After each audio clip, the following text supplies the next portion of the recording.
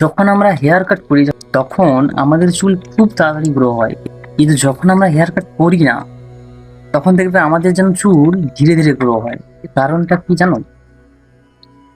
Body সেখানটাতে পৌঁছে যায়, সেখানটায় ব্রেন সেই সেলস গুলোকে পাঠিয়ে দেয় যে এই জায়গাতে কিছু একটা ক্ষতিগ্রস্ত হয়েছে, তাকে ডেভেলপ করতে হবে। আর তৎক্ষণাৎ প্রসেস শুরু হয়ে যায়, নতুন চুল গজাতে শুরু করে বা নতুন চামড়া গজাতে শুরু করে, যেখানে যে অঙ্গ একই ব্যাপার। ঠিক সেরকম আমরা যদি জীবনে গ্রো করতে চাই, আমরা কাট করতে পছন্দ করি না, আমরা কোনো কিছুকে ধরে রাখতে পছন্দ করি।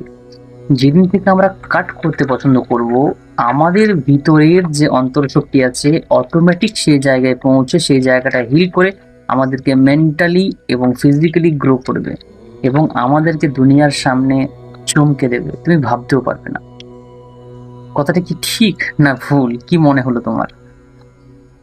তোমার মতামতটা কমেন্টে জানাও।